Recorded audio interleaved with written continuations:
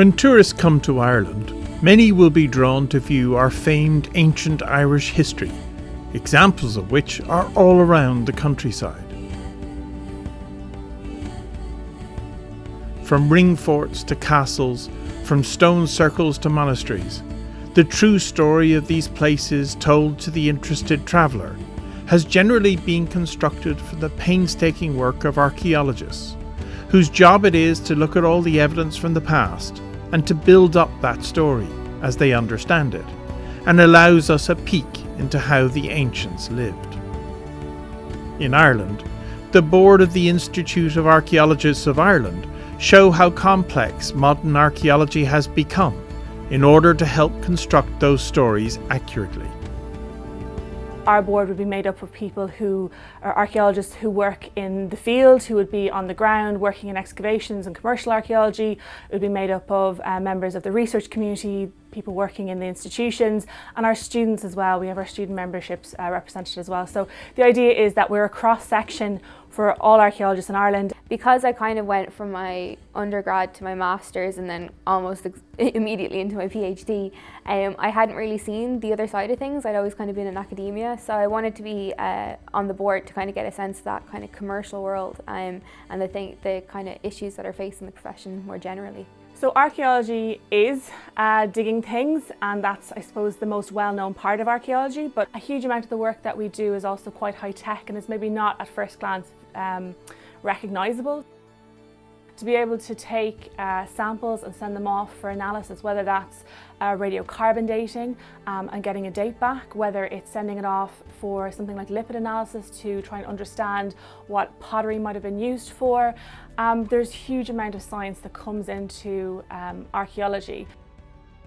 We're working with new discoveries, we're working with trying to understand the past, we're working to try and put back a picture that we only know parts of right now and try and fill in those blanks.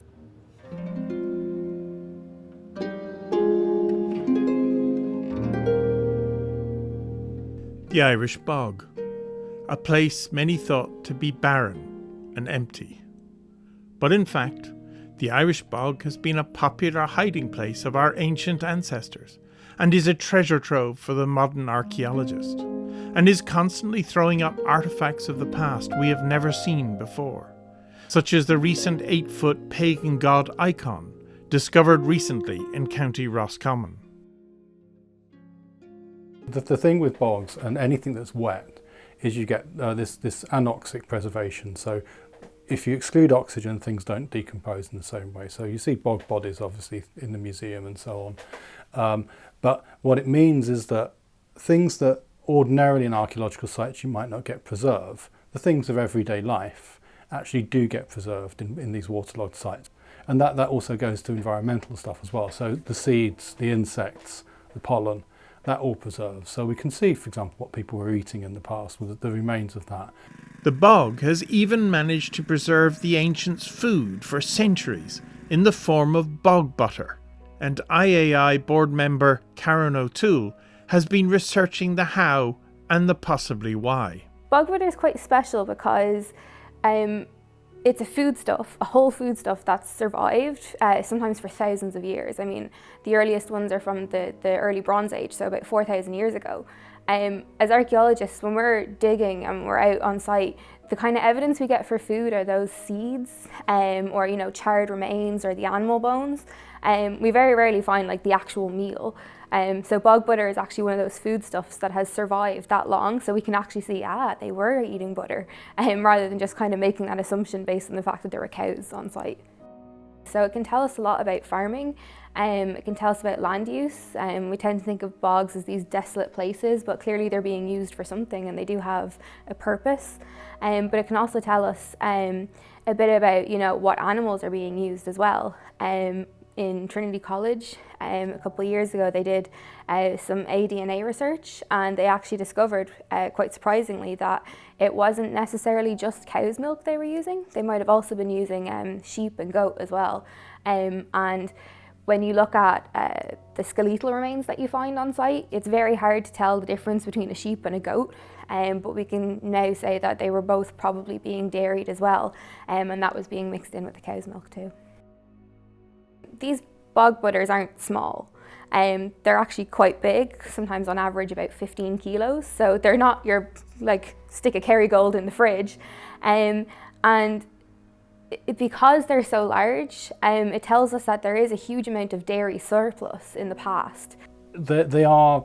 We hesitate to use this word in archaeology. There are certainly ritual elements to the relationship with boglands in the past. And the stuff that Karen's been working on, for example, the bog butters, we can on the one hand think of that as an entirely utilitarian thing and people putting it in there to store.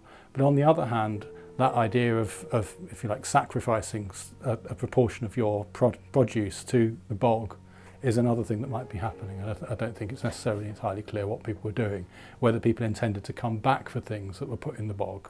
Board member Dr. Stephen Davis, as an expert in both landscape and analysing ancient insects, can use his expertise to give another aspect of the overall story of the people on the bog.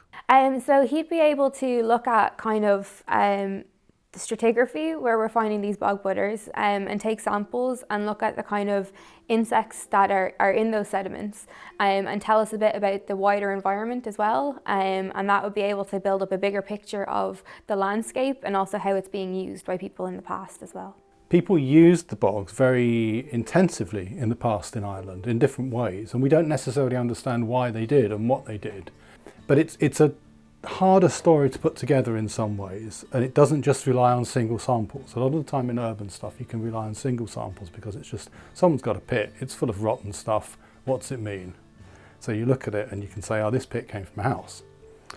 In rural stuff it's much harder, and prehistoric stuff it's much harder, and a lot of the time it's about sequential samples and about looking for change and saying, oh well, it was wet and there were no animals, and then the next sample up there were some animals, and then maybe there was some evidence of settlement and stuff like that. So it's all about this gradual and thin layers of samples essentially, and trying to pick out change from them. So peat humification, so essentially it's a method that looks at the colour of the peat. And the darker the peat is, it means it's decomposed more.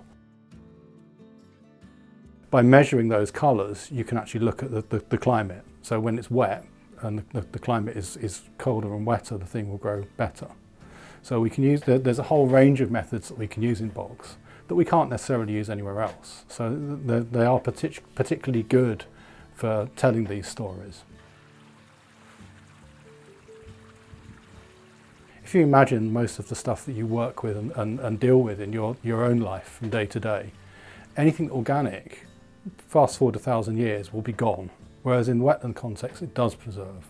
And that also goes to environmental stuff as well. So the seeds, the insects, the pollen, that all preserves. So we can see, for example, what people were eating in the past with the remains of that.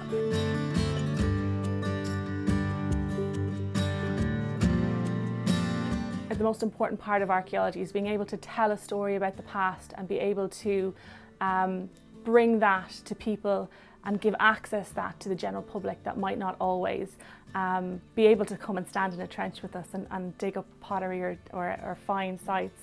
And I think that's a really rewarding part of our job as well.